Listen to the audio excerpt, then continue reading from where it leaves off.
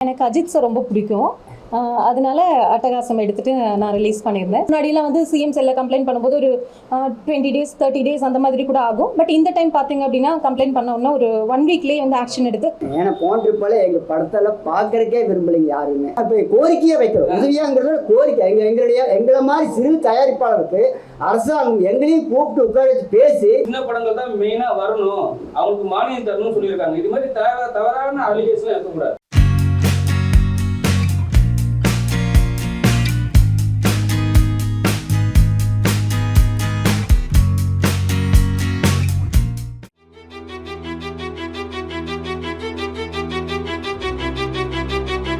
வணக்கம், நான் Priya Nair, Indian film and digital producers அசோசியேஷனோட பிரசிடெண்ட்டாக இருக்கேன்.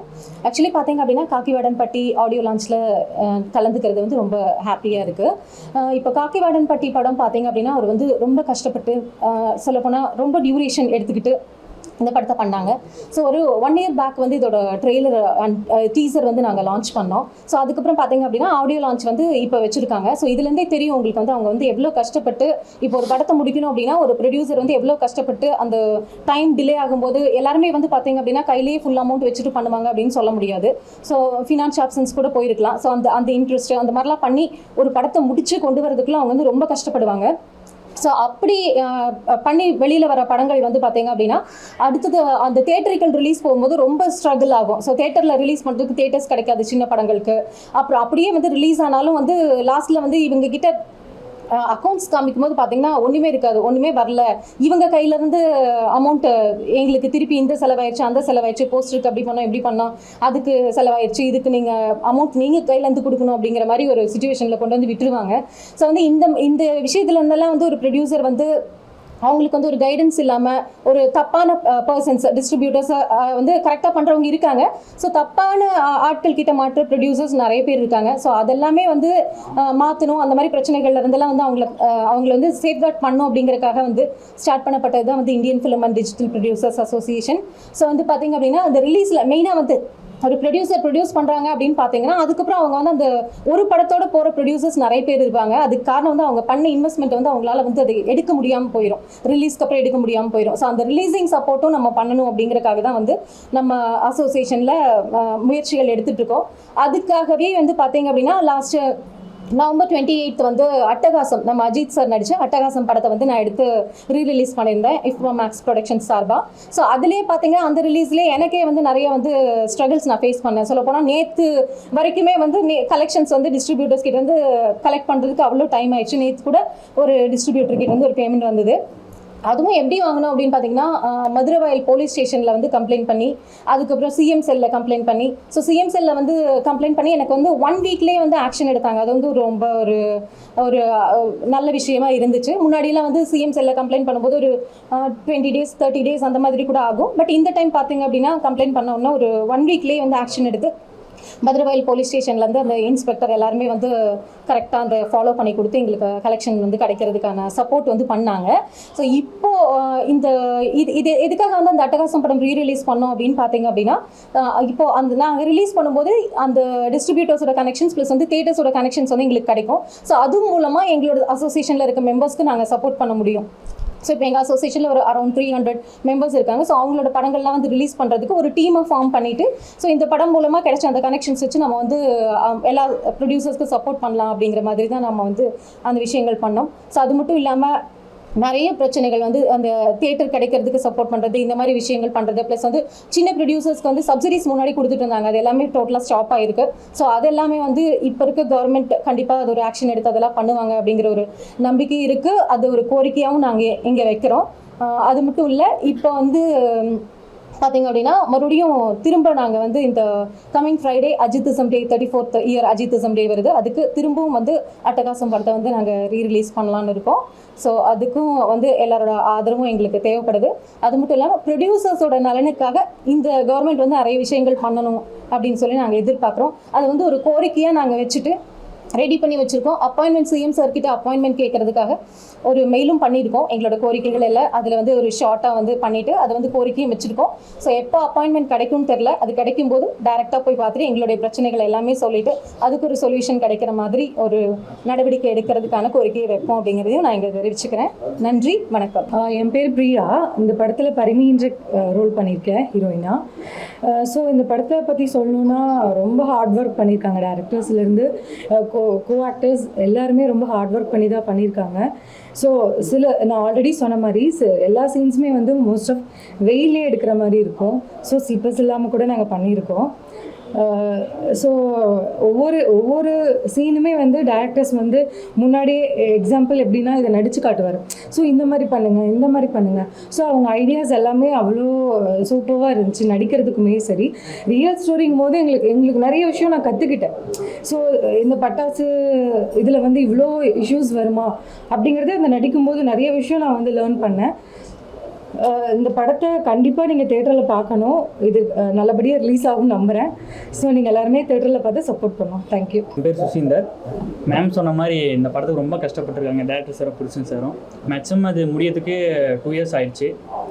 எல்லாருமே ரொம்ப எஃபர்ட் போட்டிருக்காங்க. இது கண்டிப்பாக சமூகத்தில் ஒரு தாக்கத்தை ஏற்படுத்தும். நமக்கு தேங்க்யூ. பட்டாசு கம்பெனியில் நேரடியாக நானும் நிறைய கம்பெனிகளுக்கெல்லாம் போய் பார்த்துருக்குறேன். அங்கே செயல்படுறது வந்து 10 பேர் வேலை செய்யறதுக்கு அனுமதி கொடுத்தால் 30 பேர் செஞ்சுட்டு இருக்கிறதாக எனக்கு தகவல் கிடைச்சி நானும் போய் பார்த்தேன்.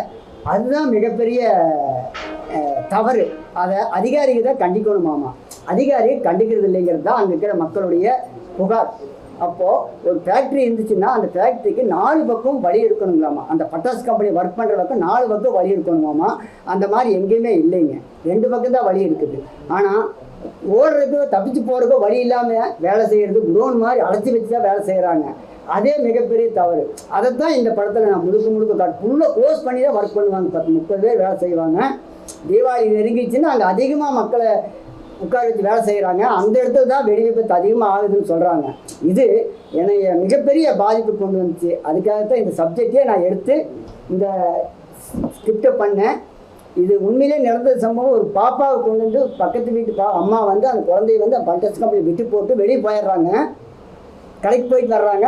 வர்றதுக்குள்ளே பட்டாசு கம்பெனி உண்மையிலே வெடிச்சு பெரிய விபத்தாகுது. 26 பேர் இறக்குறாங்க. காக்கிவாடம்பட்டிங்கிற கிராமத்திலேயே, உண்மையான காக்கிவாடம்பட்டி கிராமத்தில் 26 பேர் சாகிறாங்க. அதில் அந்த குழந்தையும் சாகுது, அந்த முதலாளியும் சாகிறாங்க.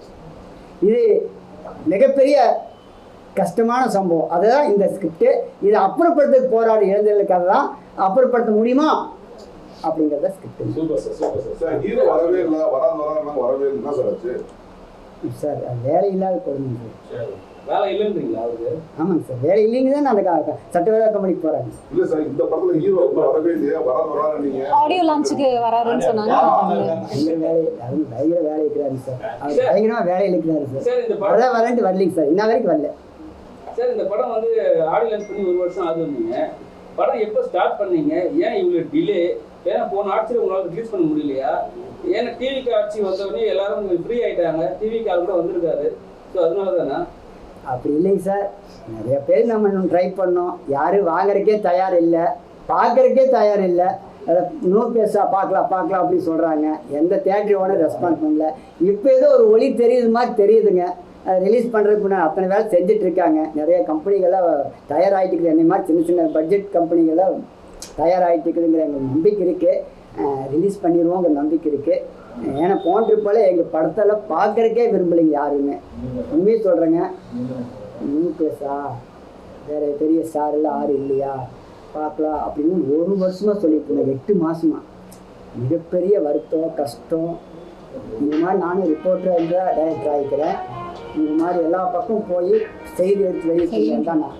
ஆனால் எங்களுக்கே அவ்வளோ ஒரு கஷ்டம். சாதாரண பணத்தை கொண்டு வந்துட்டு போயிட்டு போகிறது எவ்வளோ கஷ்டமாக யோசிச்சு பாருங்க. டிவிக்குங்கிறதுக்காக மட்டும் சொல்லிங்க. ஆட்சி மாற்றத்தில் மிகப்பெரிய ஒளி தெரியுதுன்னு தெரியுது சார். எல்லாம் ஹெல்ப் பண்ணலன்னு சொல்றீங்க. உங்க ஹீரோவே உங்களுக்கு ஹெல்ப் பண்ண மாட்டாரு, அப்புறம் மற்றவங்க ஹெல்ப் பண்ணுவாங்க? வேலை இருக்கு சார். அவங்க வேலையில் இருப்பார். இருக்குது அட்வொகேட்டுங்க, நிறைய வேலை இருக்கு. இல்லை சார், நீங்கள் என்ன ஒரு 1 மணி நேரம் பண்ண போகிறோமா? வந்துட்டாரு. ஆனால் இங்கே வரல. கோயம்புத்தூர்லேருந்து சென்னை வந்துட்டாரு. ஆனால் இன்னும் வரல. வர முடியலையா என்னன்னு தெரியல. சார், இப்போ இது மாதிரி ஸ்கிரிப்ட் எடுக்கும் போது நீங்கள் வந்து ஸ்பாட்டுக்கு போய் எடுத்தீங்களா? இல்லை வந்து ஏன்னா வந்து இது மாதிரி தவறான மருந்து தயாரிக்கிற இடத்துல வந்து உங்களுக்கு கிரெடிட் கொடுப்பாங்க. எப்படி வந்து திருப்பி இதே மாதிரி ஒரு படத்தை பண்ணுவீங்கன்ட்டு அது மாதிரி ஏதாவது நடந்துச்சு அவங்களுக்கு? கேள்விப்பட்டு அங்கே போய் பார்த்துட்டு வந்து வேற பக்கத்தில் அதாங்க இல்லைங்க, நீங்கள் ஷூட் பண்ணோம்னா கதை தெரிஞ்சாவே கேட்பாங்க, ஏன் இந்த மாதிரி பண்ணுறீங்கன்னு கேட்பாங்க. இப்போ வந்து சிஎம் கூட வந்து ஒரு 2-3 இடத்துல விடுவிச்ச உடனே ஒரு 10 லட்ச ரூபாய் மானியம்லாம் கொடுத்தாரு, இதெல்லாம் கொடுத்தாரு. ஸோ அது மாதிரி எதாவது பிளான் பண்ணுறீங்களா? இல்லை இல்லைங்க சார், விஷயத்தை நம்ம வெளியே பொது வெளியே காட்டுறோம். தொடர்ச்சியா அடுத்த ரிலீஸ் பண்ண காரணம் என்ன? அட்டகாசம் பண்றேன்னு சொன்னீங்க, அடுத்த வாட்டி அட்டகாசம் பண்ண போறீங்க. அட்டகாசம் இருங்க, விஜய் கண்ணுக்கு தெரியலையா? சிஎம் ஆயிட்டாலும் விட்டீங்களா அவங்க? இல்லை, ஆக்சுவலி வந்து எனக்கு அஜித் சார் ரொம்ப பிடிக்கும். அதனால அட்டகாசம் எடுத்துகிட்டு நான் ரிலீஸ் பண்ணியிருந்தேன். ஸோ அதுக்கப்புறம் வாலி பண்ணோம். ஸோ அதுக்கப்புறம் வந்து திரும்ப அட்டகாசம் இப்போ 34th year ஆஃப் அஜித்திசம் டே வரதுனால இப்போ மறுபடியும் வந்து 31st நம்ம ஜூலை 31st வந்து அட்டகாசம் திரும்ப ரிலீஸ் பண்ணுறோம். அடுத்தது பார்த்தீங்கன்னா அஜித் சார் மட்டுமே நான் எடுக்கல அப்படிங்கிறதுக்கு சொல்கிறேன். நெக்ஸ்ட் வந்து குத்து பண்ணுறோம் நம்ம சிம்பு சாரோடது. ஸோ அதனால் அவர் மட்டுமே அப்படின்னு கிடையாது, பட் வந்து அவர் ரொம்ப பிடிக்கும். அது பிடிக்கும், அவர் ஃபேன் தான். ஆமாம் சார், இன்னொரு விஷயம் சார், திரைப்பட தயாரிப்பாளர் சங்கம் 2 சங்கம் இருக்குங்க சார். எங்கள் 3வது சங்கம் சார். சத்தமா பேசுங்க. திரைப்பட தயாரிப்பாளர் சங்கம் 3 இருக்கு சார். எங்களுக்கு 3வது சங்கம் சார். தமிழ் முருகன் சார்னு ஒரு சங்கம், பாரதிராஜா குரூப் ஒரு சங்கம் வச்சுருந்தாங்க. இந்த 2 சங்கம் தான் சார் தமிழ்நாட்டையே ஆட்டி பறிக்குது. சின்ன தயாரிப்பாளர்களுக்கு எந்த ஹெல்ப்புமே அவங்கனால இல்லைங்க சார். அவங்க பெரிய ஆளுகள் மட்டும்தான் சார் பார்க்குறாங்க. எங்களை மாதிரி எளிமையான ஏழையான சின்ன பட்ஜெட் தயாரிப்பாளர்களை எங்களுடைய கோரிக்கைகளை அவங்க கேட்கறதே இல்லைங்க சார். ஒரு பிரஸ் மீட்ல அமைச்சர்கிட்ட வந்து அவங்க தான் வந்து கோரிக்கையை வச்சாங்க, சின்ன படங்கள் தான் மெயினா வரணும், அவங்களுக்கு மானியம் தரணும்னு சொல்லியிருக்காங்க. இது மாதிரி தவறான அலிகேஷன் இருக்கக்கூடாது. சரி, இது நீங்க சொல்ல கேட்கோங்க. 2வது அது அவங்க சொன்னாங்களா, இதையும் நான் பதிவு பண்றேன். இந்த இடத்துல நான் பதிவு பண்றேன். அதாவது இது வந்து அரசாங்கத்துக்கு தெரியுங்கிறதுக்காக தான் நான் சொல்றேன். எங்களுடைய கோரிக்கையான தொழிலாளர்களுக்கும் சிறு குறு தயாரிப்பாளர்களுக்கும் பையனூர்ல 90 ஏக்கர்ல ஒரு அடுக்குமாடி குடியிருப்பு கட்டுறதுக்கு 15 வருஷத்துக்கு முன்னாடி திட்டம் போட்டாங்க.